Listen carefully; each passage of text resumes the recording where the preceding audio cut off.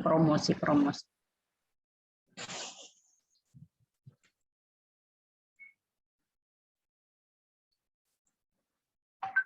Kemudian yang preventif itu pencegahan, kuratif penyembuhan, dan rehabilitatif adalah pemulihan. Jadi kata promotif, preventif, kuratif itu memang menjadi kata yang selalu dipakai di dalam pelayanan kesehatan, karena memang pelayanan kesehatan kita tuh arahnya di promotif, preventif, kuratif, dan rehabilitatif. Kalau promotif, preventif itu biasanya dilakukan di vaskes dasar, yaitu puskesmas gitu ya. Banyak persentase terbanyak promotif preventif itu ada di puskesmas. Kemudian yang kuratif itu memang banyaknya di rumah sakit. Makanya memang ada jenjang rujukan gitu ya, rujukan. Jadi kalau bisa itu jangan sampai ke rumah sakit. Kita melakukan preventif karena pencegahan lebih baik daripada pengobatan. Sehingga itu menjadi tujuan dari pelayanan kesehatan atau kegiatan dari pelayanan kesehatan. Ini ya, jadi penyelenggaraan upaya kesehatan itu ada promotif, preventif, kuratif, dan rehabilitatif. Promotif itu adalah melaksanakan kegiatan yang lebih mengutamakan pada kegiatan sifatnya promosi, ya. Jadi tidak mengobati, tetapi kita arahnya di promosi bagaimana agar masyarakat itu tahu untuk mencegah terjadinya penyakit, gitu. Karena penyakit itu kan bisa kita cegah sebenarnya ya. Dan kalau preventif itu adalah mencegah. Kalau ini promosi untuk agar tetap sehat, kalau di sini mencegah bagaimana agar masyarakat atau individu maupun kelompok masyarakat itu tetap melakukan pencegahan agar tidak menjadi sakit. Ya, contohnya misalnya, gimana kita biar tidak overweight gitu. Berarti kita harus mengatur pola makan gitu. Ya. Bagaimana agar dia bisa mengatur pola makan? Ya kita kasihkan promosi. Kita melakukan promosi-promosi bagaimana mengatur pola makannya. Ya, kemudian kalau pelayanan kuratif adalah kegiatan untuk penyembuhan penyakit. Misalnya kalau sudah obes, ya penyembuhannya nanti dia dicari bagaimana apakah ada pengaruh penyakit lain atau cukup hanya diet saja. Jadi itu kegiatan kuratif. Ini penyembuhan penyakit, pengurangan akibat penyakit, atau dia sudah sakit ya paling enggak tidak terlalu parah gitu ya, kita obati agar tidak terlalu parah. Kemudian pengendalian penyakit ya agar tidak terlalu menambah banyak penyakit komplikasi. Ya, atau jangan sampai terjadi kecacatan gitu ya. Jadi kuratif itu tujuannya adalah menyembuhkan, ya, menyembuhkan secara bertahap. Kalau memang biasa penyakit kan secara bertahap disembuhkannya agar tidak terjadi kecacatan gitu ya. Nah, kemudian kalau pelayanan rehabilitatif itu adalah pelayanan yang diberikan kepada individu yang sudah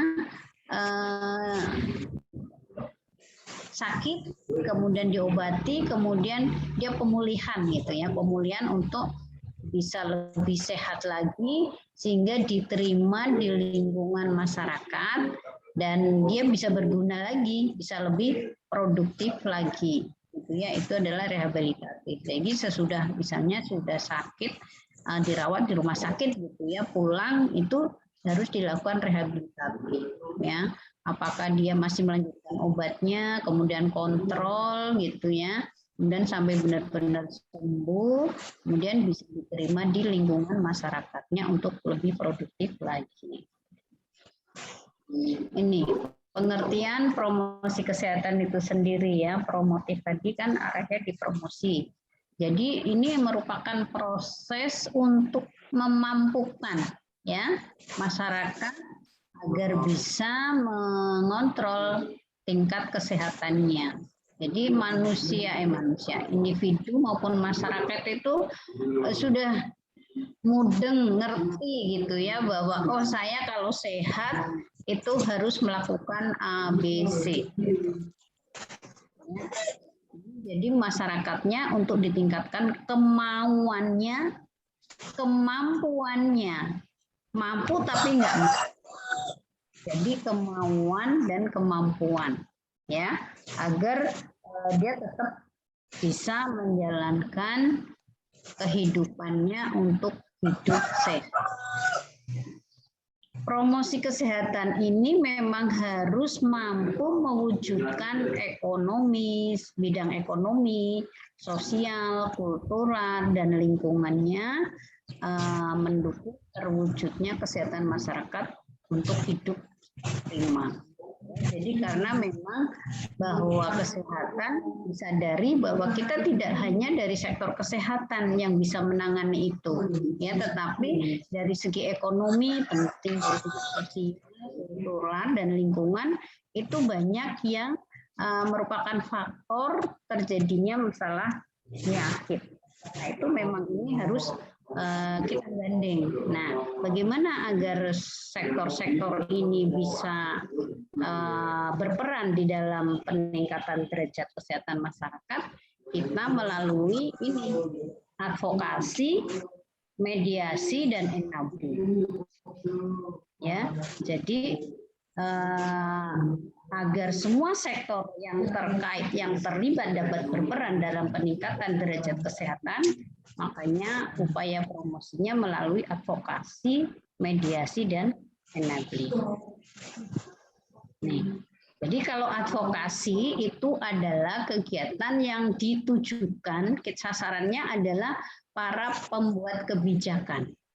Ya, misalnya Pak Gubernur, kalau dari tingkat pusat ya Pak Presiden ya, kemudian para kemudian gubernur, kemudian wali kota, bupati, wali kota sampai ke level bawah, camat dan lurah. Jadi kita melakukan advokasi kepada pengambil kebijakan, penentu kebijakan itu. Nah, agar mereka itu concern terhadap perbaikan kesehatan, ya, peningkatan derajat kesehatan, kebijakannya bisa berupa apa? Undang-undang, ya. Makanya ada undang-undang kesehatan kan, ada undang-undang tenaga kesehatan, ada undang-undang pelayanan kesehatan dan sebagainya ya.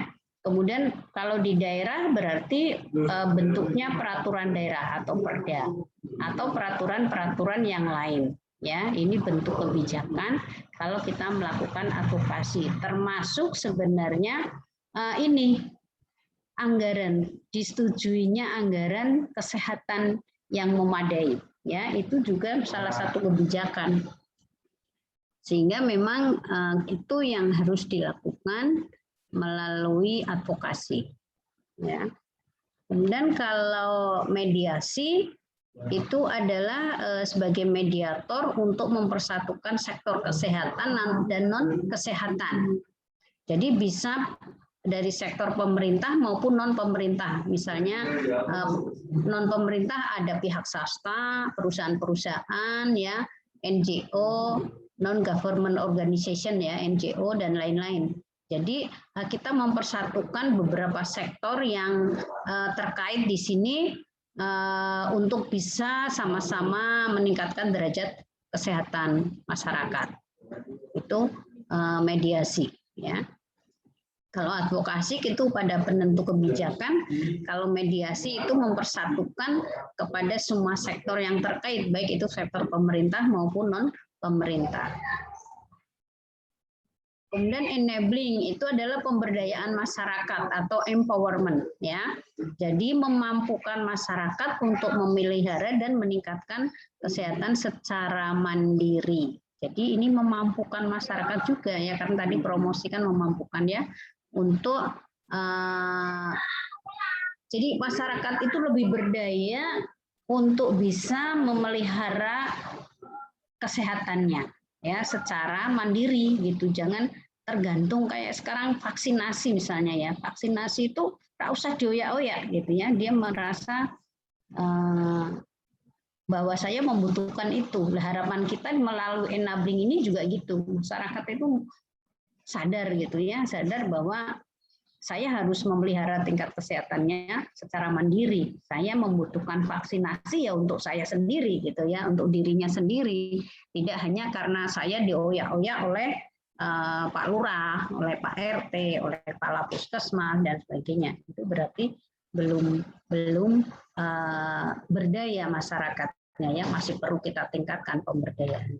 Caranya gimana? Kita menggali potensi yang ada, karena memang dalam perbaikan kesehatan atau peningkatan derajat kesehatan itu perlu ada sumber daya kan, sumber daya. Makanya di lingkungan kita gali itu potensi yang ada, baik secara finansial maupun non finansial. Misalnya di sana tuh banyak LSM yang terlibat, itu juga potensi sebenarnya ya, sehingga itu bisa dijadikan sebagai mitra untuk bisa meningkatkan derajat kesehatan. Kemudian juga cara yang kedua dengan memberikan pelatihan-pelatihan, dengan pelatihan-pelatihan pada masyarakat sehingga masyarakat meningkat pengetahuannya, kemudian merubah sikapnya, kemudian mereka akan melakukan perilaku yang baik untuk menunggu derajat kesehatan. Jadi dia mampu secara mandiri akhirnya. Oh iya, saya kalau punya bayi, saya melahirkan itu saya harus memberikan ASI eksklusif karena ASI adalah yang terbaik untuk bayi usia sampai 6 bulan misalnya. Nah itu kita berikan pelatihan-pelatihan itu agar mereka sadar, kemudian kalau bisa malah berperan di dalam masyarakat untuk bisa memotivasi yang lain agar sama-sama memberikan ASI eksklusif misalnya gitu. Kemudian lingkungan yang mendukung ya, lingkungan itu ya kalau kita mau hidup sehat lingkungannya juga harus bersih gitu ya. Kemudian rumah-rumah harus sehat dan sebagainya ya. Kebutuhan air bersih harus mencukupi. Bagaimana membangun jamban yang sehat dan sebagainya ya. Sampah-sampah tidak berserakan gitu ya. Jadi itu adalah kegiatan-kegiatan enabling, istilahnya pemberdayaan masyarakat. Makanya ada yang bank sampah ya, bank sampah itu sebenarnya kecuali memang dari lingkungan ya, dari sektor lingkungan juga sebenarnya dari sektor kesehatan juga berpengaruh itu ya, sehingga sampah tidak berserakan tetapi juga bisa meningkatkan pendapatan ya, akhirnya bisa memperbaiki gizi, kemudian perbaikan juga lingkungan rumahnya ya, kebutuhan-kebutuhan yang memang mendukung untuk derajat kesehatan, misalnya air bersih gitu ya, rumahnya jadi sehat karena punya duit untuk memperbaiki gitu kan. Jadi memang itu merupakan siklus yang terus.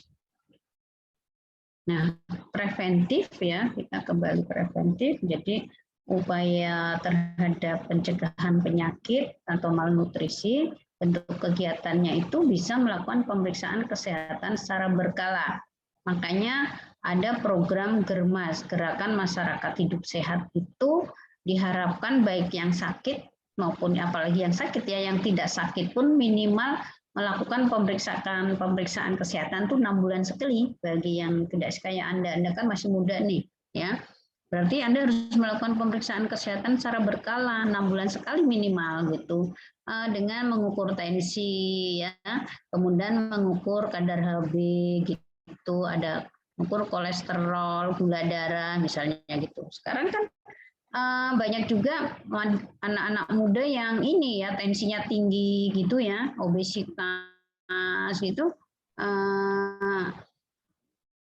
akhirnya nanti bisa berdampak di kemudian hari kan. Oleh karena itu dalam keadaan sehat kita ya harus melakukan kontrol gitu ya, pemeriksaan kesehatannya secara berkala. Kemudian kalau yang balita itu imunisasi, termasuk sebenarnya ini ya untuk mencegah COVID ya, vaksinasi itu sebenarnya sama saja dengan imunisasi, tapi kalau istilahnya yang dipakai itu kalau untuk balita imunisasi, kalau yang itu vaksinasi sebenarnya sama, itu sama-sama disuntik, diberikan ke dalam tubuhnya vaksin gitu ya, hanya beda-beda.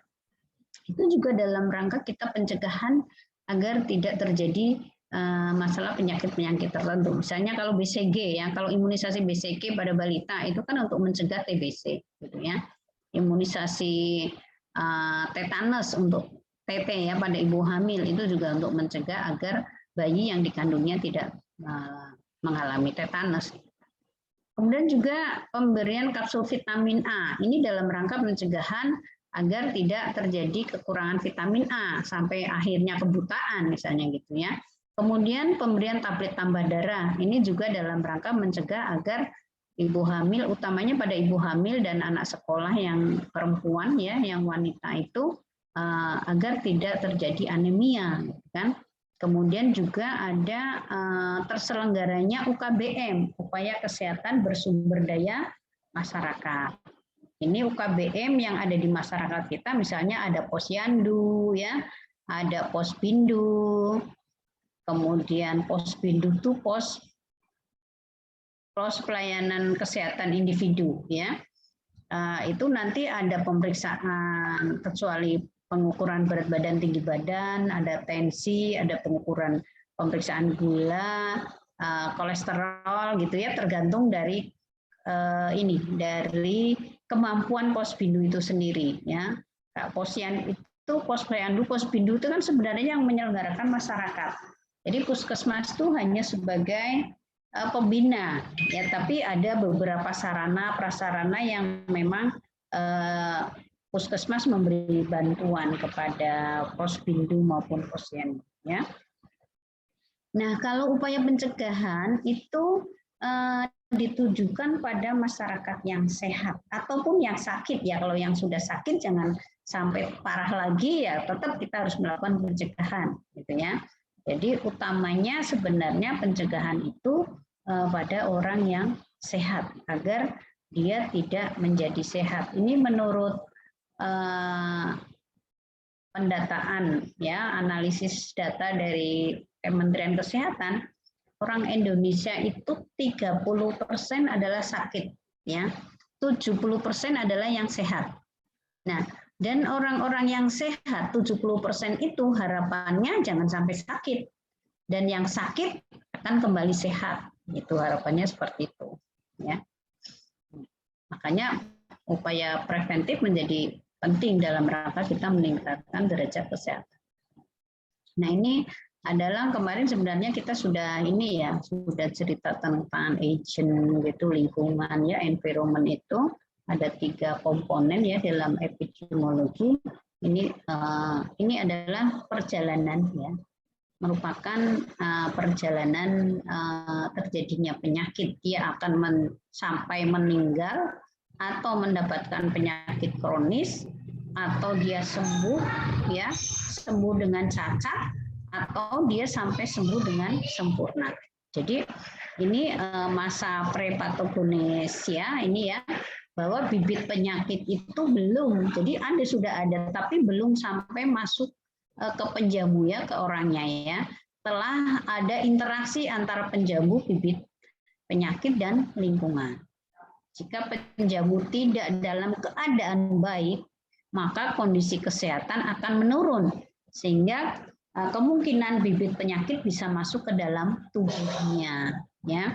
Makanya kita harus menjaga agar memang kita bisa, imunitasnya bisa lebih tinggi sehingga kalau ada penyakit kita tidak sampai terjadi sakit karena memang imunitas kita tinggi. Misalnya kayak itu, kayak sekarang vaksinasi pencegahan corona ya. Jadi walaupun ada corona, diharapkan kita imunitasnya tinggi, kecuali memang harus dari makanan. Vaksinasi juga gitu. Jadi ada benteng gitu ya, ada benteng menyelamatkan kita agar penyakit tidak sampai masuk. Nah, ini ada masa inkubasi ya, bibit penyakit memasuki tubuh seseorang. Nah, kalau memang bibit penyakit telah masuk ke dalam tubuh sesuai dengan masa patogenesnya, kemudian gejala penyakit akan terlihat ya, akan terlihat jadi mulai pusing-pusing ya, mulai ini ya, demam misalnya gitu ya. Nah, itu kalau memang tidak ditangani dengan baik, berlanjut ya bisa mengakibatkan penyakit kronis maupun sampai bahkan meninggal dunia gitu ya. Nah, pada masa lanjut itu harusnya dilakukan upaya juga, semoga menjadi sembuh gitu ya. Dan sembuhnya jangan sampai sembuh cacat, tetapi sembuh benar sempurna, gitu ya harapan kita. Jadi inilah riwayat alamiah penyakit. Jadi dari masa prepatogenisa, masa inkubasi, masa penyakit dini, penyakit lanjut, ya. Jadi dan masa penyakit akhir, dan harusnya dari sini sudah kita melakukan pencegahan ya dengan kita pola makan yang baik gitu ya, kemudian olahraga teratur, cek kesehatan gitu. Insya Allah kita tidak sampai mengalami penyakit-penyakit ini ya, harapan kita seperti itu. Dan memang beberapa contoh di lingkungan kita, kalau memang pola hidupnya tidak sehat gitu ya, dia umur harapan hidupnya tidak tinggi juga. Jadi masih muda sudah kena penyakit, apalagi pola makannya ya, dari pola makan anak muda itu pola makannya nggak benar, misalnya terlalu tinggi natrium ya, karena makanan-makanan instan itu banyak natriumnya. Kemudian terlalu kadang-kadang malah merokok, kemudian malah mungkin minuman keras gitu ya. Kemudian makannya tidak gizi seimbang, pokoknya yang enak aja, lemak tinggi gitu ya. Kemudian akhirnya terjadi penyakit-penyakit degeneratif gitu. Makanya banyak contoh, akhirnya teman-teman tuh udah pensiun gitu ya, udah pensiun, ada yang stroke bahkan sampai meninggal gitu ya.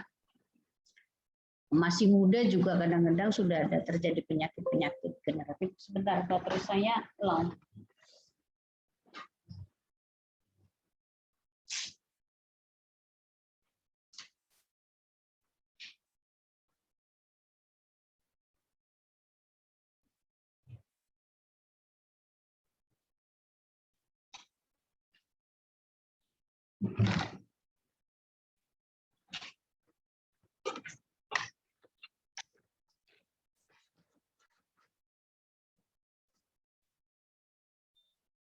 Insya Allah kalau kita memang berperilaku hidup bersih dan sehat, gitu ya, umur kita lebih panjang dan lebih produktif. Gitu. Nah, kemudian terjadinya infeksi atau penyakit itu, jadi beberapa sumber infeksi dari penderita, ya, dari penderitanya itu sendiri sakit, kemudian karier yang membawa penyakit, gitu ya.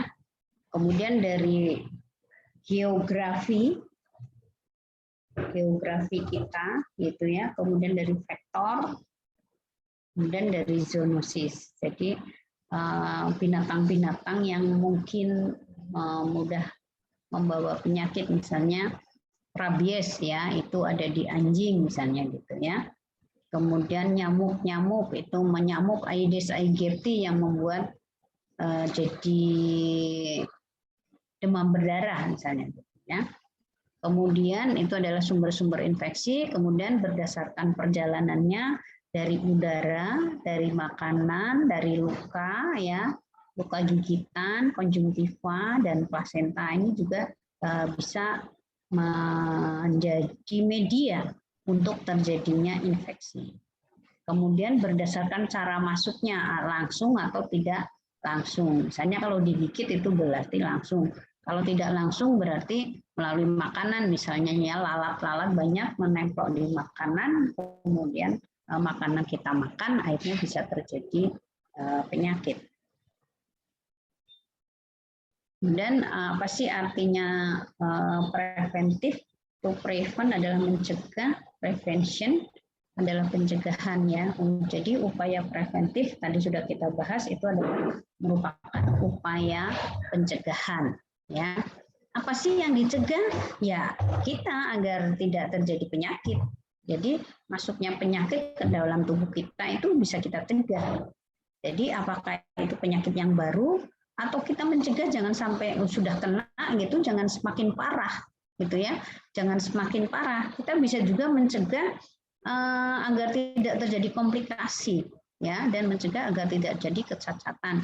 Makanya menjadi penting kalau kita melakukan pemeriksaan kesehatan secara berkala gitu ya. Jadi kita lakukan deteksi secara dini tentang kesehatan kita. Kalau memang begitu ada masalah langsung kita melakukan upaya gitu ya, bagaimana agar itu tidak berlanjut gitu ya, sakit kita tidak berlanjut gitu kan. Jadi sebenarnya itu sehingga ada pemberdayaan ya, ada pemberdayaan itu tadi, empowerment itu mereka berinisiatif untuk bisa mencegahnya dengan baik itu terhadap penyakit-penyakit yang mungkin timbul. Kemudian sebenarnya level, saya juga lagi agak sakit nih, kebanyakan duduk. Kemudian level-level pencegahan itu sebenarnya ada 3, ada pencegahan primer, ada pencegahan sekunder, dan pencegahan tersier. Ya. Pencegahan primer itu merupakan pencegahan yang dilakukan terhadap orang yang belum mengidap penyakit, yaitu pada saat kita sehat. Yaitu makanya sebenarnya yang diharapkan pencegahan primer. Jangan sampai kita menjadi sakit gitu. Jadi kita mencegah bagaimana agar tidak sakit gitu ya. Jadi ini ditujukan pada orang-orang yang sehat. Nah, pada tingkat netral ini promosi kesehatan menjadi penting. Ya, promosi kesehatan menjadi penting bagaimana upaya yang dilakukan terhadap orang yang sehat dan belum punya resiko untuk sakit gitu ya. Jadi upaya promkes menjadi penting di sini. Makanya ada di dinas kesehatan itu ada bagian promkes sendiri ya, di puskesmas juga ada promkes karena orang-orang promkes itu ya tujuannya untuk mencegah agar orang tetap sehat gitu ya. Kemudian pada tingkat yang rentan, yang mudah kena penyakit ya ada perlindungan khusus, misalnya orang yang rentan kena resiko masalah gizi kan ibu hamil ya, anak bayi, kemudian balita, kemudian remaja putri, itu masyarakat rentan ya. Remaja-remaja juga rentan juga gitu ya, lansia gitu. Nah, mereka harus dilakukan upaya-upaya perlindungan yang secara spesifik gitu ya. Misalnya kalau bayi ya bayi harus diberi ASI eksklusif sampai umur 6 bulan, ASI tok gitu. Kemudian nanti sesudah 6 bulan harus diberi makanan pendamping ASI, tetapi ASI tetap masih terus diberikan sampai 2 tahun. Jadi ada program-program di dalam siklus kehidupan. Nanti ada di semester berikutnya itu akan nampak. Nah, itu adalah upaya untuk pencegahan agar tidak menjadi sakit. Gitu ya. Jadi yang diberikan kepada orang-orang yang sehat. Posyandu itu sebenarnya pencegahan agar tidak menjadi sakit gitu ya. Jadi dengan melihat pemantauan pertumbuhan berat badan pada balita, dan di situ kalau ditimbang nanti bisa disimpulkan bahwa balita itu naik berat badannya atau turun atau tetap gitu ya. Kalau naik berat badannya berarti memang balita itu tambah umur harus tambah naik. Tapi kalau begitu dia tidak naik sekali, jangan didiamkan, harus dilakukan upaya. Jangan sampai tidak naik seterusnya sampai berbulan-bulan tidak dilakukan intervensi. Nah, itu yang akhirnya jadinya menjadi gizi buruk gitu ya. Makanya pencegahan primer ini menjadi utama di pintu untuk orang-orang yang masih sehat agar tidak menjadi sakit. Nah, cara pencegahan primer itu mengeliminasi faktor risiko dari lingkungan. Ya, mengeliminasi faktor risiko. Faktor risiko itu yang kemungkinan terjadi agar tidak diare, ya dia harus cuci tangan, misalnya gitu ya, faktor risiko dari lingkungan. Karena banyak lalat sehingga makanan-makanan harus selalu tertutup gitu ya. Rumah-rumah harus sehat, misalnya ada ventilasi, cahaya bisa masuk dan sebagainya ya. Jangan lembab, makanya lantai-lantai itu minimal kalau memang nggak bisa keramik ya yang di bawah kualitas keramik gitu, ada pester misalnya gitu ya, agar lingkungannya menjadi sehat. Kemudian menempatkan penyangga antara faktor risiko dan penjamu. Ya, jadi kalau misalnya ada faktor-faktor risiko itu, ya kita harus menghindari ya, para penjamunya harus menghindari agar tidak erat dengan faktor risiko tadi. Jangan sengaja malah faktor risikonya itu misalnya merokok nih ya, merokok itu membuat terjadinya orang jantung gitu, ya kita harus menghindari jangan merokok gitu ya, baik merokok pasif maupun pasif. Kemudian mengubah perilaku ya, mengubah perilaku. Oh, yang tadinya saya nggak pernah nimbangkan anak saya ya harus ditimbang. Tadinya nggak pernah ke posyandu ya ke posyandu. Tadinya tidak sadar bahwa kita harus memberikan makanan yang bergizi pada usia balita sampai ya selama siklus kehidupan, ya kita harus berubah perilaku, termasuk individunya itu sendiri, memilih makanan yang sehat misalnya gitu ya, merubah perilaku. Kemudian mengurangi keterpaparan penjamu terhadap faktor risiko. Jadi oh iya, kalau saya memang faktor risikonya tadi terhadap, walaupun saya tidak merokok, tetapi karena merokok pasif juga bisa menjadikan terpaparnya dari asap rokok juga bisa menjadikan resiko terjadinya penyakit jantung ya. Pada saat ada kerumunan orang-orang merokok kita bisa menghindari. Kemudian mengurangi pengaruh faktor risiko. Ya, kalau memang tidak bisa ya kita paling nggak mengurangi ya, mengurangi. Misalnya apa ya contohnya ya, kalau kita mengurangi pengaruh faktor risiko. Misalnya tidak bisa menghindar ya paling nggak mengurangi ya, jangan sering-seringlah ketemu orang-orang yang suka merokok misalnya gitu ya. Ya sekali-kali boleh, tapi kita harus bertahap berkurang, mengurangi, jangan karena mungkin dalam pergaulan nih gaya ya kamu sekarang nggak pernah berkumpul misalnya gitu ya, sekali-kali, tetapi tetap kita harus menjaga ya. Membuat penjamu lebih kuat dan resisten terhadap penyakit. Ya, kita meningkatkan imunitas dengan makanan bergizi misalnya gitu ya, sehingga kita walaupun ada faktor risiko tetap sehat, tidak terpapar terhadap penyakit. Itu adalah cara pencegahan primernya. Kemudian pencegahan sekunder. Yang kedua adalah pencegahan sekunder. Ini merupakan tahap pencegahan yang dilakukan untuk menemukan penderita yang sakit sedini mungkin. Jadi kalau kita sudah ketemu orang yang sakit, ya, jadi kalau sudah kerasa sakit, itu ya secepatnya harus mencari pertolongan, gitu ya.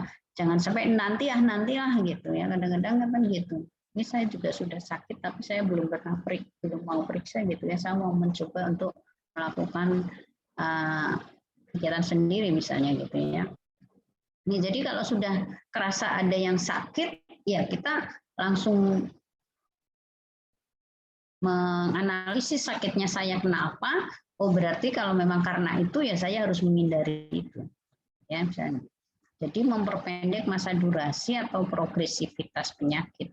Jadi jangan sampai penyakit itu parah gitu, maksudnya seperti itu ya.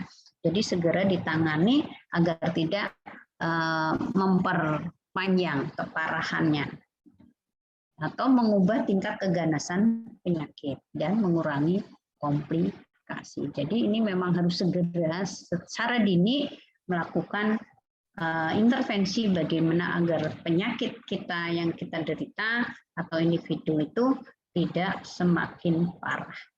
Ini adalah pencegahan sekunder. Caranya gimana? Caranya adalah mendeteksi penyakit secara dini. Ya, mendeteksi penyakit secara dini. Jadi dengan melakukan penjaringan. Jadi penjaringan ya sebenarnya screening lah itu ya. Penyaringan ini, penjaringan, screening. Kemudian adanya pengamatan epidemiologis atau melakukan survei epidemiologis itu kalau yang di level masyarakat ya. Tapi kalau yang individu ya, kita mengamati proses penyakit kita itu karena apa, kemudian bagaimana mencegahnya agar tidak sampai semakin parah. Apa yang harus dilakukan, ya. Dan mengadakan pengobatan secara tepat dan cepat. Nah ini nanti ya. Jadi kalau sudah ke arah pengobatan itu bukan ranahnya orang gizi, itu adalah ranahnya orang medis yaitu dokter ya. Jadi kita segera melakukan pemeriksaan kepada petugas kesehatan ya. Apakah kira-kira itu penyakit saya itu segera bisa disembuhkan, cukup di puskesmas atau di klinik level 1 atau memang harus dirujuk ke rumah sakit gitu ya. Jadi di sini kita segera melakukan pemeriksaan kesehatan kepada fasilitas kesehatan yang ada, kemudian nanti di situ kalau memang cukup di level 1 ya sudah. Tapi kalau tidak nanti level 1 akan melakukan rujukan ke level rumah sakit. Rumah sakit tipe C, tipe B baru tipe A. Ya, jadi ada jenjang rujukan. Ini adalah cara pencegahan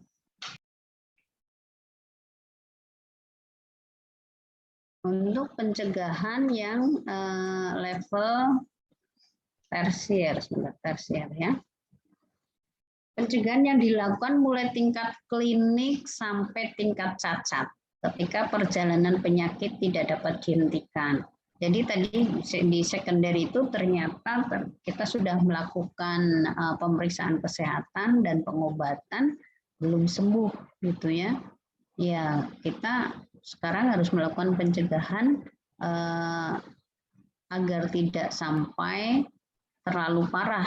Bahkan kita bisa mencegah agar tidak sampai cacat. Ya sudah, kalau memang dari level 1 tadi dari puskesmas ya atau klinik pratama itu belum bisa menangani itu, berarti nanti akan dirujuk ke level kedua. Ya sudah, ke level 2 itu berarti rumah sakit.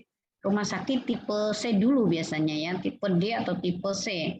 Nah, sekarang dengan adanya BPJS itu kan berlaku rujukan berjenjang dari puskesmas langsung ke rumah sakit. Jadi kalau langsung ke rumah sakit, itu rumah sakit nggak akan menerima kecuali kalau dia itu emergensi ya, diterima di instalasi gawat darurat gitu ya. Jadi kalau cuma rawat jalan gitu harus ada rujukan dari puskesmas karena memang ini untuk mengurangi terjadinya meludaknya pasien-pasien yang ada di rumah sakit. Yang sebenarnya bahwa penyakit itu bisa ditangani di klinik pratama atau di puskesmas. Nah, untuk mengurangi itulah makanya dilakukan sistem rujukan berjenjang. Jadi kalau di sini hubungannya dengan pencegahan tersier, dia sudah di puskesmas ternyata tidak bisa sakit, tidak bisa sembuh, ya kemudian akan dirujuk ke rumah sakit. Nah, itu harus dilakukan. Kalau memang perintahnya dokter harus dirujuk ke rumah sakit, ya harus diikuti. Jangan terus malah larinya ke supranatural gitu ya. Jadi jangan sampai seperti itu.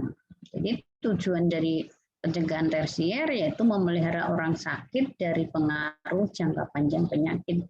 Jangan sampai tidak ditangani justru yang berakibat akan fatal tadi cacat, kemudian bahkan meninggal atau menjadi penyakit kronis tadi ya, kita sudah bicarakan riwayat perjalanannya penyakit. Jadi ini upaya untuk mengurangi atau mencegah terjadinya cacat, memperpanjang usia dan tingkat keparahan penyakit. Jadi kita meningkatkan umur harapan hidup.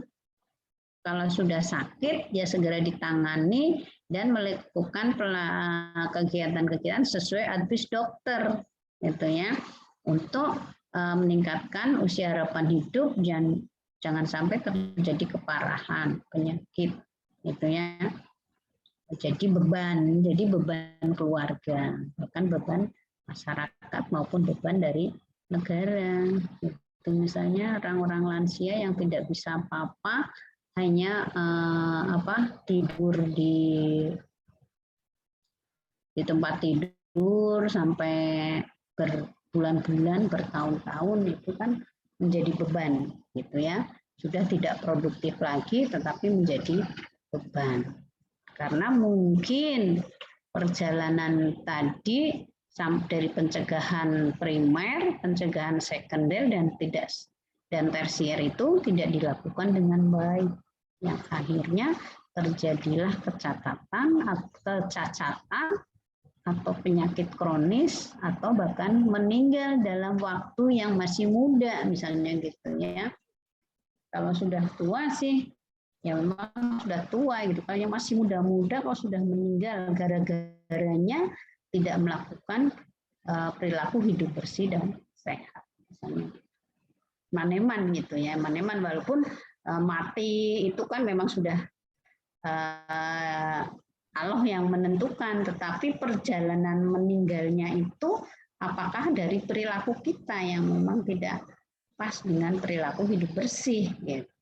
Nah itu yang disayangkan, makanya kenapa dari yang tadi data 70% itu yang sehat, harapan kita yang 30% sakit itu bisa menjadi sehat. Jangan justru yang 70% itu menjadi sakit, jadi menambah presentasi yang sakit, jangan sampai seperti itu. Berarti kalau itu berarti promosi kesehatannya, upaya promotif, preventif itu kurang berhasil dengan baik. Nah, bagaimana cara pencegahan tersiernya? Menjaga kelangsungan hidup dengan penyakit. Misalnya kalau sudah terjadi penyakit diabetes atau misalnya pasien gagal ginjal atau dia hipertensi, ya rutin harus minum obat dan melakukan pemeriksaan secara rutin gitu ya. Gitu. Makanya banyak sekali kan kalau pasien-pasien lansia itu rutin ya. Kalau yang hipertensi rutin minum obat dan berapa bulan sekali harus melakukan pemeriksaan. Begitu juga diabetes, itu gagal ginjal malah dia harus cuci darah ya. Cuci darah misalnya seminggu 2 kali harus diikuti seminggu 2 kali, terus seminggu akhirnya bisa sampai seminggu sekali, kemudian sebulan 2 kali, akhirnya karena lebih baik itu ya harus diikuti ya. Kemudian menjaga percaya diri lah ini ya, kadang-kadang kalau orang yang sudah sakit gitu support dari orang sekitarnya itu kurang, malah dia akhirnya ngelokro ya, nggak semangat lagi, kemudian aduh ngeluh toh isinya saya kok sakit gini ya, kayaknya saya jadi manusia yang tidak berguna dan sebagainya. Itu makanya faktor psikis dari lingkungan keluarga itu harus mendukung, bahwa memberi kesemangat bahwa yang sakit insya Allah kalau kita melakukan pengobatan dengan baik insya Allah bisa sembuh gitu ya. Nah ini jadi hubungannya dengan ini memelihara kemandirian dan produktivitas. Jadi jangan sampai terjadi apa ya, pengaruh psikis, kemudian malah semakin tidak percaya diri, mungkin malas melakukan pemeliharaan kesehatan, malas ngapa-ngapain ya, akhirnya terjadi beban ya, gitulah tidak akan berhasil pengobatannya. Nah, ini makanya kita harus melakukan pengobatan, tindakan, misalnya kalau yang memang harus diamputasi gitu ya, tindakan contoh ini contoh aja. Pengobatan pasti ya, karena memang kita sudah ke petugas kesehatan, ke dokter, kemudian diberi obat, ya kita harus minum obat dengan teratur, kemudian saran-saran dokter atau asesmen dokter harus dilakukan. Kalau memang perlu tindakan agar tidak memperparah ini dengan tindakan amputasi, ya mesti amputasi. Misalnya diabetes gitu ya, dia luka, kemudian agar tidak menjalar semakin parah, ya dipotong. Misalnya gitu. Kemudian ada kegiatan rehabilitasi ya, pendidikan dan pelatihan. Atau misalnya harus kalau saraf itu biasanya harus ada fisioterapi, yaitu suatu kegiatan tersier, kegiatan pencegahan tersier untuk melakukan rehabilitasi agar mencegah penyakit itu tidak semakin parah. Nah, ini adalah skema perjalanan beberapa tahap pencegahannya, ya. Sebenarnya hampir sama dengan tadi sih, yang perjalanan penyakit dari masa pra-inkubasi, inkubasi, dan sebagainya sampai masa akhir. Ini apa yang harus dilakukan dalam pencegahan primer, pencegahan sekunder, dan pencegahan tersier berdasarkan tadi riwayat terjadinya penyakit, ya. Jadi pada masa fase ini, fase rentan atau peka, ini kita harus berupaya bagaimana agar tidak terjadi sakit, gitu ya, mengurangi faktor risiko, menghindari faktor risiko yang ada, kemudian melakukan hal-hal yang memang membuat kita menjadi sakit, gitu ya. Kemudian nanti fase subklinis pragejala, ini misalnya tadi penyakitnya sudah masuk ke penjamu, dan bagaimana agar tidak berjalan sendiri dengan melalui promosi-promosi. Nanti kemudian kalau memang ternyata terus sakit, ya kita sudah melakukan ke fase klinis, yaitu pengobatan, ya. Pengobatan ini agar tidak terlalu banyak, tidak terlalu parah gitu, tidak terlalu parah, ya kita harus melakukan pengobatan di puskesmas maupun di rumah sakit, karena biar tidak terjadi kecacatan atau kematian atau penyakit kronis, dan tetap kita masih bisa menjadi orang yang produktif, gitu ya. Jadi ini dari fase-fase pencegahan primer, pencegahan sekunder, sampai pencegahan tersier. Harapan kita di sini aja, ya, harapan kita di sini aja. Jadi yang 70% itu bertambah tadi, ya, persentase orang yang sakit dari 70% itu bertambah. Kita mengucat ke sini gitu sebenarnya, ya. Jadi kalau ada rumah sakit yang ramai, ya, rumah sakit atau puskesmas ramai pasien, itu kalau puskesmas kita masih bisa ini, masih bisa memperkirakan, jadi kemungkinan dia di puskesmas hanya konsultasi, ya, karena memang puskesmas itu kan arahnya yang terbanyak promotif preventif harusnya, tapi biasanya orang yang ke puskesmas biasanya yang sakit, ya, biasanya yang sakit. Itu berarti katakanlah pencegahan primernya sudah kurang berhasil, ya, kalau dia sampai ke puskesmas karena sakit. Apalagi kalau di rumah sakit, kalau rumah sakit itu penuh dengan pasien, itu kita bukan bangga.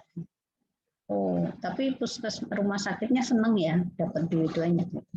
Tapi sebenarnya itu harus dievaluasi. Jadi apakah memang derajat kesehatan kita semakin menurun dengan semakin banyaknya orang yang sakit di rumah sakit. Ya, kemarin kayak COVID, ya subhanallah, ya, kan COVID itu sampai semua rumah sakit penuh dan malah membuka gedung-gedung lainnya, ya, misalnya ada diklat dibuka, kemudian ada rumah sakit yang belum selesai aja dibuka untuk menampung orang-orang yang COVID, gitu ya. Jadi itu parah kan, berarti itu banyak orang sakit, gitu ya. Makanya kalau rumah sakit itu sebenarnya tidak ramai, justru kita berpikir positif bahwa itu orang-orang masyarakat kita pada sehat, gitu ya. Tapi karena penduduk Indonesia banyak, gitu ya, tidak semua sehat, gitu, ada 30%, coba 30%-nya dari 267 juta, kan ya mesti banyak. Jadi makanya pembangunan rumah sakit itu terus ada. Itu yang di dekat Unimus, ya, itu kan ada juga rumah sakit apa gitu, bukan Siloam, ternyata pikir rumah sakit Siloam, tapi bukan, itu rumah sakit apa gitu, ya. Kemudian yang di rumah sakit Siloam ini yang di Dr. Cipto, ya, itu kalau kita lihat tanahnya sedikit gitu tapi panjang, ya. Nah, bisa juga di mana-mana untuk rumah sakit, ya, karena memang masyarakat yang sakit cukup ada, gitu ya, cukup banyak juga yang memang harus ditampung di level rumah sakit. Puskesmas sudah level puskesmas itu sudah tidak cukup gitu ya, dia memang harus dilakukan rujukan. Makanya rumah sakit itu tetap penuh gitu ya. Sekarang COVID nggak ada, kita lihat yang pasien-pasien non COVID. Jadi pada saat yang non COVID itu kemarin di masa COVID banyak pada nggak ke rumah sakit, ditahan di rumah gitu ya karena takut ketularan. Tapi sekarang membludak lagi, tapi bukan pasien COVID, tapi pasien-pasien yang non COVID gitu ya. Coba kalau waktu itu saya lihat di IGD-nya Karyadi, padahal Karyadi itu kan tipe A. Tipe A itu akan menerima rujukan dari rumah sakit tipe B dan rumah sakit tipe C. Katanya di Karyadi juga sampai banyak sekali karena memang ya berarti banyak orang yang sakit sampai ke level tipe A, yang tipe B sudah tidak bisa menangani.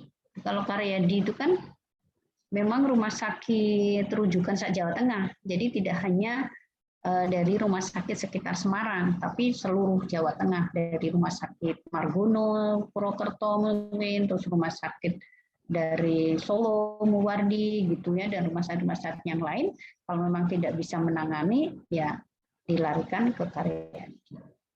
Makanya Karyadi tetap banyak karena levelnya adalah 1 Jawa Tengah. Nah, 4 macam upaya kesehatan tadi yang sudah saya sampaikan ya, ada promotif, preventif, kuratif, dan rehabilitatif. Ini saya nggak usah lagi. Nah, bagaimana sih prinsip-prinsip preventif? Ya, tadi walaupun kita sudah membahas tentang ada preventif primer, ada preventif sekunder, ada preventif tersier. Tapi prinsipnya apa sebenarnya? Kita harus bisa menghindari resiko. Nah, resiko kita terpapar penyakit COVID misalnya gitu, ya saya tidak boleh berkerumunan. Saya harus memakai masker. Saya harus selalu mencuci tangan pakai sabun dengan air mengalir misalnya gitu ya. Saya harus makan makanan yang bergizi agar imunitas kita tinggi. Saya harus vaksinasi misalnya gitu untuk menghindari risiko terjadinya COVID. Mengevaluasi risiko yang tidak dapat dihindari. Oh, saya sudah menghindari tapi kalau tetap saya masih terkena misalnya gitu. Ya kita mencoba mengevaluasi itu kena apa gitu. Oh, mungkin saya masih kurang seperti ini gitu ya. Berarti saya tidak boleh keluar rumah sama sekali, mungkin seperti itu.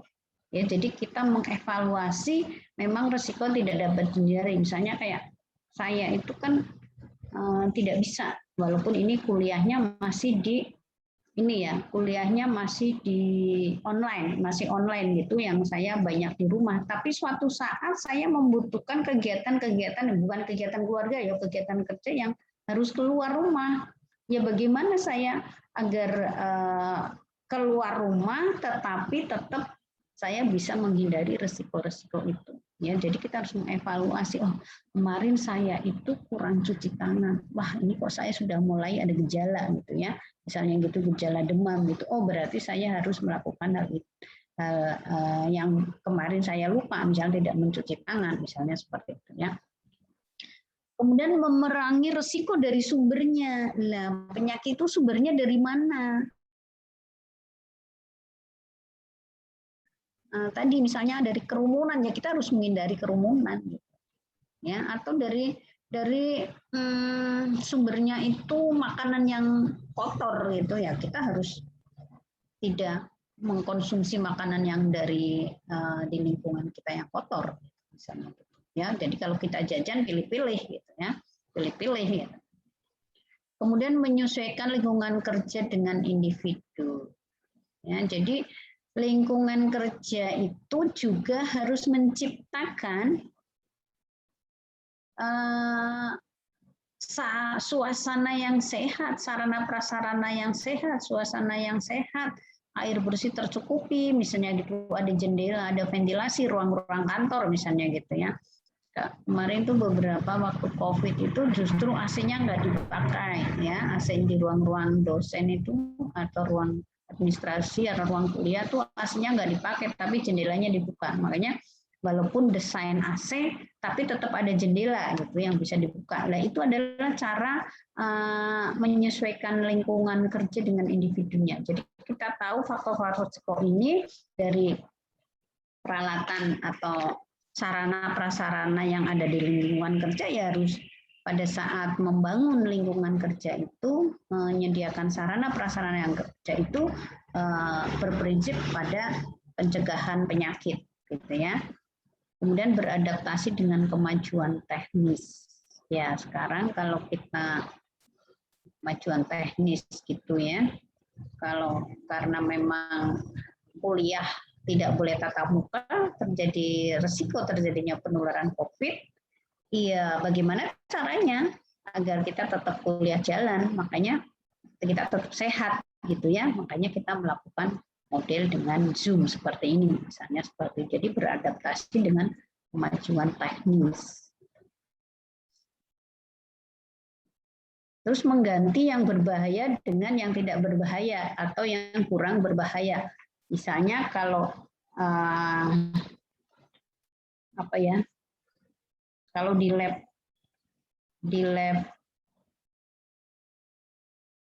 gizi ya, di lab gizi kemungkinan kebakaran kan mudah terjadi. Ya, misalnya barang-barang yang sudah rusak gitu, atau misalnya gas-gas yang ini harus diganti, yang sudah kedaluarsa misalnya gitu. Hal-hal yang sudah kedaluarsa ya itu harus diganti, karena itu akan berakibat berbahaya. Atau mungkin APAR itu ya yang untuk perlindungan pencegahan kebakaran itu kan juga ada masa kedaluarsanya. Kalau memang sudah kedaluarsa harus segera diganti. Nah itu bagian rumah tangga yang harus teliti melihat keadaan-keadaan seperti itu. Misalnya ada genteng yang sudah roboh, yang sudah pecah ya harus segera diganti. Nanti kalau tidak akan berbahaya ya. Kayu-kayu yang sudah rapuh itu harus diganti karena akan berbahaya terjadinya penyakit kan. Itu kalau dari segi lingkungan ya. Kemudian mengembangkan kebijakan pencegahan keseluruhan. Jadi ada satu kebijakan yang memang bagaimana agar kita semua bisa mencegah. Ada SOP gitu ya, standar operating procedure di satu ruangan misalnya ya, kita menempati ruangan tertentu itu harus ada SOP-nya. Makanya sekarang kan kadang-kadang ada briefing, safety brief ya gitu kan. Jadi bagaimana kalau terjadi huru hara atau bencana atau kebakaran, jangan menggunakan lift misalnya ya, kita menggunakan tangganya di sebelah sini dan sebagainya ya. Jadi ada SOP agar dilakukan kegiatan-kegiatan untuk menghindari terjadinya kesakitan ya. Kemudian memberikan prioritas tindakan atau perlindungan kolektif atas tindakan perlindungan individu. Jadi ya kita harus bisa prioritas terhadap perlindungan kelompok ya dibandingkan dengan perlindungan individu. Jadi pada umumnya misalnya kebutuhan air bersih harus cukup gitu ya, harus dicukupi sesuai jumlah karyawan yang ada misalnya gitu ya. Kemudian memberikan instruksi yang tepat kepada karyawan. Nah ini lebih mudah sebenarnya memberikan itu menyusun SOP standar operating procedure itu salah satu instruksi sebenarnya yang dilakukan oleh manajemen dalam rangka pencegahan terjadinya sakit ya kepada karyawan. Kecuali ya SOP yang terpampang di masing-masing ruangan, ya harus ada sih ada informasi yang disampaikan secara lesan, secara berkala gitu ya. Bagaimana menggunakan kalau Anda ini kerja harus melakukan APD misalnya alat pelindung diri gitu ya. Ya harus dilakukan. Kalau di dapur ya harus pakai tutup kepala misalnya gitu ya, pakai celemek gitu ya harus diikuti. Kalau Anda nanti praktek di dapur ya harus di lab gizi ya harus itu diikuti gitu ya. Jadi ada instruksi yang terpampang gitu, kemudian juga ada yang diberikan secara lesan. Nah itu harus dilakukan dalam rangka sebenarnya mencegah terjadinya kesakitan-kesakitan yang mungkin terjadi pada saat melakukan pekerjaan. Kemudian resiko batal. Nah ini ya harus membatalkan resiko yang ya bukan menghatal ya, harusnya ya memang ya harus dihindari gitu ya, harus dihindari semampu kita kan. Kalau bisa ya memang enggak ya enggak, misalnya kalau misalnya nggak boleh merokok ya sudah jangan merokok, jangan hanya besok merokok besok tidak gitu. Kalau memang bisa mampu kenapa tidak dilakukan ya. Itu ini hampir sama ya sebenarnya, tapi sama ini saya ngopi bareng ya. Kemudian sesuaikan tempat kerja dengan kemajuan teknis, tadi sudah, ganti barang sudah ya, yang memang berbahaya jangan dipakai, yang sudah usang ya jangan dipakai ya. Ini sama sebenarnya, tadi lupa saya belum saya ngambil dari 2 sumber, lupa tidak di. Kemudian ini yang tadi kuratif sudah saya ceritakan, pengobatan baik itu di puskesmas, rumah sakit, klinis, kesehatan ya. Kalau ini kuratif memang ditujukan pada orang yang sedang sakit dan adanya sistem rujukan berjenjang tadi dari puskesmas ke rumah sakit tipe C dulu, ke rumah sakit tipe B, baru rumah sakit terakhir adalah rumah sakit tipe A, kecuali memang kasus-kasus emergensi atau gawat darurat. Itu boleh tidak berjenjang, misalnya di malam hari puskesmas sudah tutup, kemudian salah satu anggota kita itu kejang. Nggak mungkin kan kita nunggu puskesmas, yang kita langsung larikan ke rumah sakit yang terdekat. Nggak usah mikir rumah sakit tipe C dulu, tipe B, tipe A terakhir. Kita bisa langsung ke rumah sakit Dr. Karyadi, tapi masuknya adalah di IGD. Ya, unit gawat darurat atau instalasi gawat darurat. Jadi tidak di poli karena di malam hari gitu ya. Itu kalau memang kira-kira kejang ya sudah dibawa aja ke rumah sakit atau memang atau klinik yang terdekat itu di mana. Tidak harus berjenjang seperti itu. Tapi kalau yang bisa dilakukan rawat berjenjang ya itu memang harus berjenjang. Jadi dari puskesmas dulu, puskesmas nggak bisa nangani, dirujuk ke rumah sakit tipe C dulu. Tipe C dulu, kemudian dari tipe C dulu nggak bisa nangani lagi, mungkin belum sembuh, langsung dirujuk ke rumah sakit tipe B. Ya, tipe B juga mungkin di sana juga tidak bisa ditangani karena memang keterbatasan sarana, akhirnya ke tipe A, yaitu kalau di Jawa Tengah rumah sakit Dr. Karyadi. Jadi rujukan-rujukan itu bukan karena memang gini, kenapa harus berjenjang? Jadi ada persyaratan sarana yang di puskesmas itu apa saja, kemudian spesifikasi dokternya juga. Kalau di puskesmas kan nggak ada spesialis gitu ya. Kemudian kalau rumah sakit tipe C itu juga ada standar alat yang minimal harus ada. Kemudian nanti dokter spesialisnya itu ada berapa macam ya yang harus ada di sana. Kemudian yang tipe B juga seperti itu. Jadi dirujuknya itu karena memang sarana prasarana dan kompetensi dokter yang ada di sana sudah ditentukan. Oh kalau ini kompetensi spesialis sudah nggak cukup, mesti harus ke subspesialis. Nah itu berarti harus dilakukan rujukan ke tingkat yang lebih atas. Jadi bukan karena tidak bisa menangani, tapi memang sarana prasarananya dan kompetensi dokternya, levelnya itu kalau puskesmas cukup dokter umum kan gitu ya. Kalau sudah di rumah sakit tipe C itu ada beberapa spesialis yang harus ada di sana. Kalau rumah sakit tipe B, spesialis dan subspesialis apa yang harus ada. Nah tipe A memang harus ada beberapa, lebih banyak lagi subspesialisnya. Dan sarana juga gitu, sarana yang menunjang juga harus disesuaikan. Misalnya kalau MRI itu berarti adanya di rumah sakit tipe B dan tipe A. Berarti kalau sudah masuk MRI ya dirujuk ke tipe B, tipe A. Jadi kenapa dirujuk berjenjang itu karena memang kompetensi dokter dan ini ya peralatan. Nah, kalau sudah kuratif jelas ditujukan kepada orang yang sakit. Nah, kemudian yang terakhir ada rehabilitatif. Jadi rehabilitatif fisik itu ya ada rehabilitatif fisik. Jadi memperbaiki fisik penderita agar sempurna lagi, gitu ya. Misalnya karena dia operasi patah tulang, gitu ya. Nah, kalau dia sudah operasi, sudah agak membaik pemulihannya, kemudian dia harus pulang. Nah, harus pakai krek misalnya. Ya, itu adalah rehabilitasi fisik.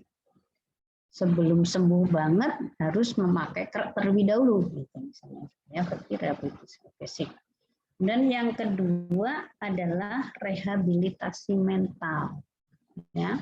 Rehabilitasi mental itu memberikan kepercayaan diri untuk diterima secara sosial di masyarakat maupun di kelompok keluarganya. Itu kadang-kadang kalau sakit merasa tidak berdaya lagi, tidak percaya lagi, lah itu perlu ada rehabilitasi mental. Ya. Kemudian rehabilitasi sosial vokasional, yaitu memberikan kesempatan kepada yang sakit tadi ya untuk menduduki jabatan pekerjaan dengan kemampuan dan kapabilitas yang sesuai. Misalnya nih tadinya dia itu seorang pejabat eselon 3 ya. Kemudian karena sakit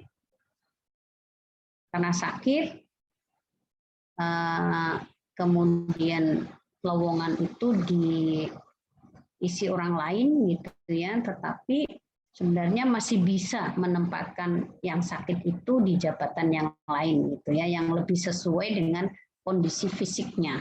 Ya, itu berarti dia dinas itu sudah memberikan rehabilitasi sosial vokasional agar orang itu tidak semakin tidak percaya diri gitu ya. Kemudian rehabilitasi estetis, yaitu memberikan keindahan dan rasa syukur kepada bekas penderita walaupun secara fisik tidak lagi sempurna. Jadi enggak apa-apa, ibu masih bisa ini kok gitu ya, dan ibu harus punya rasa syukur gitu. Ya, masih bisa seperti ini gitu ya. Jadi ada beberapa macam rehabilitasi yang bisa dilakukan. Ini adalah pasca melakukan pengobatan, ya. Pasca melakukan pengobatan agar lebih bisa diberdayakan kembali, bisa diterima di masyarakatnya secara sosial, kemudian mentalnya juga ya, perbaikan mental, jadi merasa dia itu masih diperlukan gitu di dalam kehidupannya. Ya. Ya, ini saja yang saya sampaikan. Silakan kalau ada pertanyaan. Ibu izin bertanya. Silakan. Bentar. Ibu izin bertanya. Ya, silakan Mbak Hanafi. Jadi kan saya ini punya saudara. Nah, saudara saya tuh punya penyakit jantung. Nah, terus itu siklus hidupnya tuh kayak sakit, berobat, terus sembuh, terus dia tuh nggak pernah jaga pola makannya, Bu. Terus kan siklus ini tuh kayak udah lama juga gitu. Nah, gimana caranya biar saudara saya tuh sadar gitu kalau apa sih sadar untuk bisa menerapkan pola hidup sehat gitu. Ya. Yaitu tadi dengan promosi. Ya, dengan promosi, kemudian promosinya kan bisa secara individu gitu ya, bisa secara individu, secara persuasif gitu. Kemudian memberikan rehabilitasi mental tadi, Mbak, ya, memberikan rehabilitasi mental juga agar dia itu bisa dipercaya lagi di lingkungannya gitu kan, kemudian diberi support gitu bahwa pasti Bapak itu bisa sembuh gitu, Bapak atau Ibu atau saudara bisa sembuh. Jangan sampai melakukan hal-hal yang memperparah penyakit gitu. Ya. Jadi memang ada support dari keluarga yang meyakinkan mereka dia yang sakit itu untuk bisa menghindari hal-hal yang memang mengakibatkan lebih parahnya penyakit itu. Dan tentunya dia akan mengevaluasi saya itu bisa seperti ini karena kemarin saya melakukan ini gitu kan. Harusnya bisa mengevaluasi itu. Atau kalau nggak bisa mengevaluasi dirinya ya dia harus didekati oleh keluarganya. Jadi itu bisa dihindari, disampaikan bahwa itu sebenarnya bisa dihindari untuk melakukan hal-hal yang penuh risiko terjadinya penyakit. Dia umur berapa, Mbak? Mbak Hanafi? Umur 50 tahun, Bu. Wah, 50 tahun tuh masih produktif loh ya. Iya. Keras kepala, Bu, kan udah dikasih tahu gitu. Dan dia juga udah tahu resikonya kan kalau makanan yang tinggi lemak tuh pasti kayak gimana. Tapi dia tuh tetap aja gitu. Dengan alasan kayak tetap aja katanya kalau saya makan ini juga tetap gitu. Apa sih kalau saya makan makanan yang sehat juga penyakit jantung saya tuh pasti kambuh lagi gitu. Ya, paling nggak memperlambat kambuhannya gitu. Kalau semakin dia tidak mau menghindari makanan-makanan yang berlemak, semakin cepat terjadinya resiko tadi, resiko sakitnya. Kalau mau ngomong kematian kan nggak enak ya. Gitu kan? Sebenarnya resiko semakin dekat dengan kematian kalau memang dia tidak merubah perilaku. Makanya tadi ada pencegahan tersier itu sebenarnya. Ya, memang kalau sudah penyakit jantung, yaitu harus tiap harinya harus melakukan pencegahan gitu ya, pencegahan tersier sifatnya dan pengobatan yang dianjurkan oleh dokter harus diikuti dan harus kontrol rutin gitu. Memang ya kesembuhan penyakit itu ternyata tergantung dari individunya juga. Makanya kenapa individu itu harus kita lakukan sosialisasi. Kalau bisa sejak pencegahan primer tadi ya. Dan itu harus terus kita sebagai provider kesehatan katakanlah gitu ya.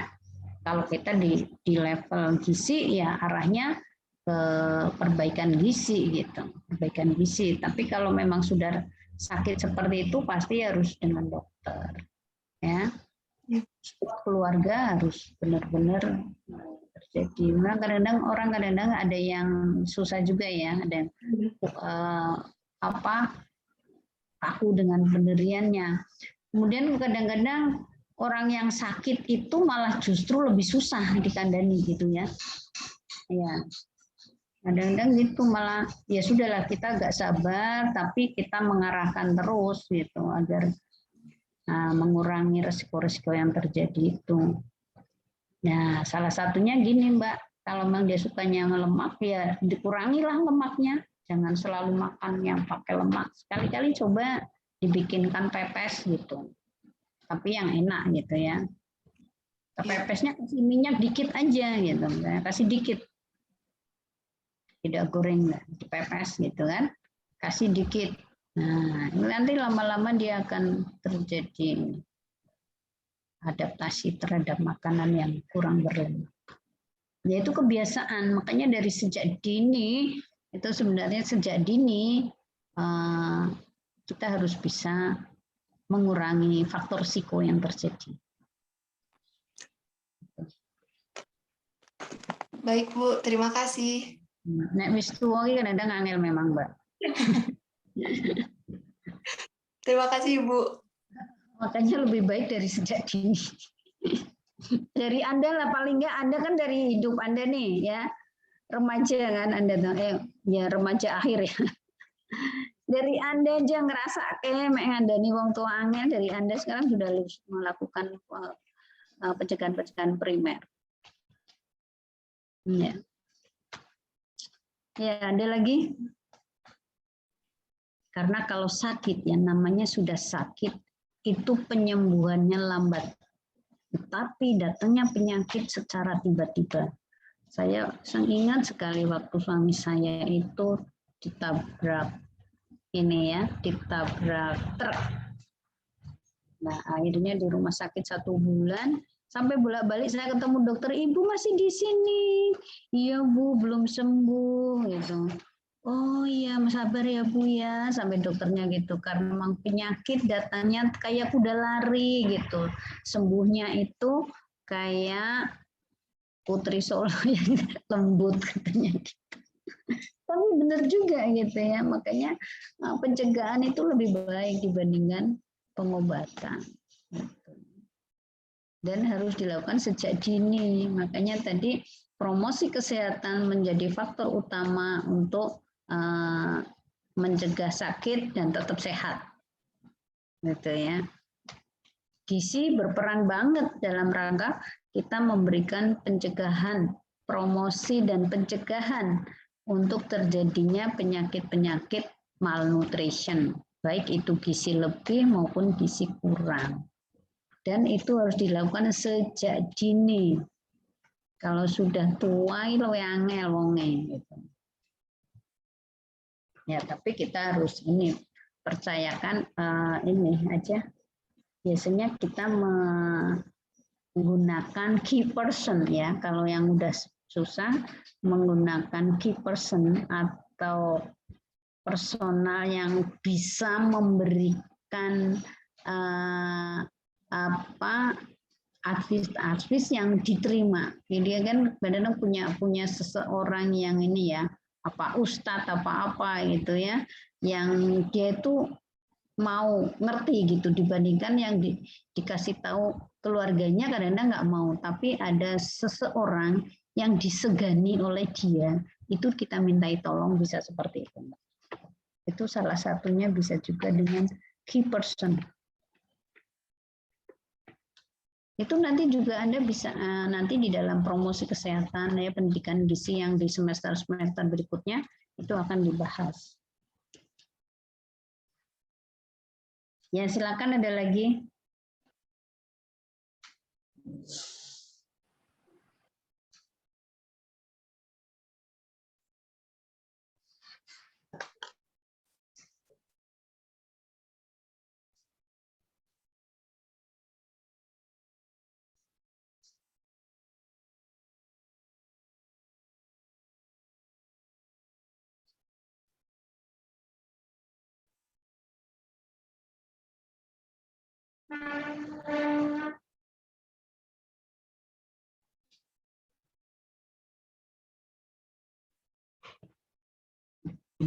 Gimana? Ada lagi nggak?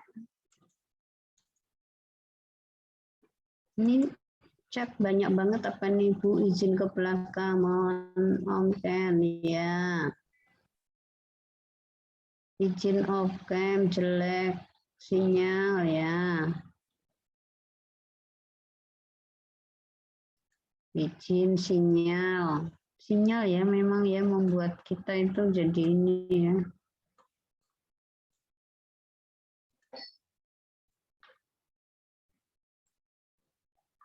Sinyal nggak mendukung itu adalah satu hambatan perkuliahan pakai online. Semuanya harus online tapi sinyalnya tidak mendukung. Kan ya, kalau ini ada yang daerah-daerah terpencil nggak? Nggak ya? Mahasiswa ini semester 1. Perkotaan semua. Di level kabupaten paling nggak gitu? Ada di daerah-daerah terpencil nggak? Nggak ada ya?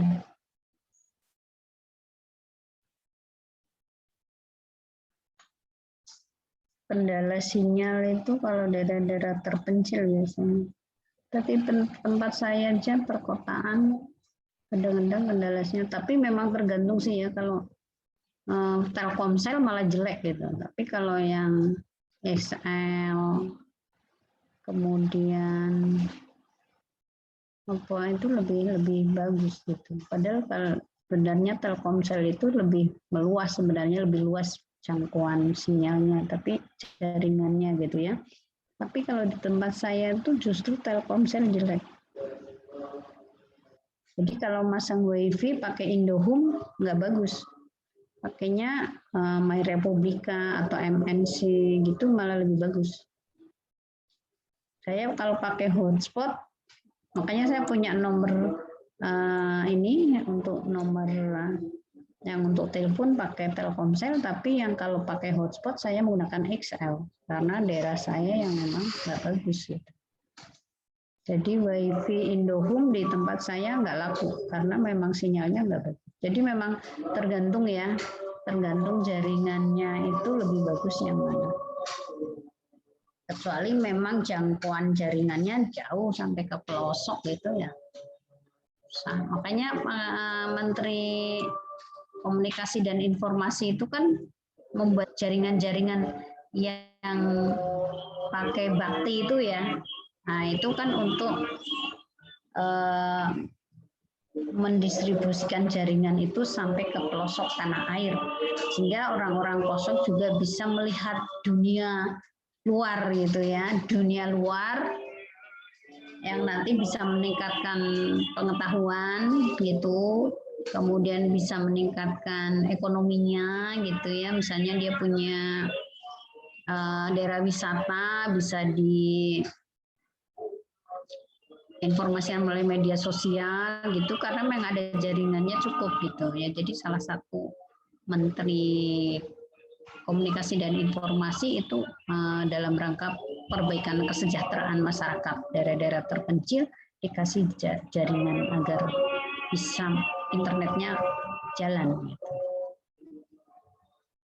Jadi nanti misalnya di masa pandemi ini kader-kader akan melakukan penyuluhan bisa melalui Zoom gitu ya, atau memberikan pesan-pesan lewat Instagram, lewat Twitter gitu. Itu kan media-media yang bisa digunakan dari media sosial untuk meningkatkan pengetahuan masyarakat ya, mengetahui masyarakat tentang gizi dan kesehatan. Kemudian harapannya dengan peningkatan pengetahuan, meningkatnya sikap positif terhadap pesan-pesan tadi dan melakukan perilaku. Ya, pengetahuannya meningkat tapi perilakunya tidak melakukan hal yang diharapkan ya sama aja. Makanya menurut Noto Atmojo itu ada level-levelnya, level pengetahuan, level sikap, atau level perilaku. Harapan kita kalau promosi kesehatan itu sampai ke level perilaku. Biasanya kalau perilaku itu akan lebih lestari, abadi kalau didahului oleh pengetahuan yang baik, sikap yang baik. Jadi bukan karena dari nenek moyang gitu, tapi benar-benar dari pengetahuannya bahwa saya harus seperti ini, menyadari bahwa memang melakukan hal-hal yang inilah mengurangi risiko-risiko ini, faktor-faktor risiko itu bisa memperbaiki derajat kesehatannya. Saya harus menghindari makanan, bukan menghindari ya sebenarnya ya, makanan lemak itu kan mengurangi konsumsi lemak, mengurangi konsumsi natrium, agar saya terhindar dari penyakit jantung, penyakit kolesterol, penyakit asam urat misalnya gitu ya, termasuk diabetes, hipertensi dan sebagainya. Nah, itulah bisa melalui pengetahuan. Oh, ternyata kalau saya sering mengkonsumsi makanan yang instan, di mana di situ kadar natriumnya tinggi, itu berakibat kepada hipertensi gitu. Nah, terus kemudian dia paling enggak itu bukan menghindari sama sekali, mengurangi tadi kan ada mengurangi resiko. Ya, mengurangi pengaruh faktor risiko. Gitu.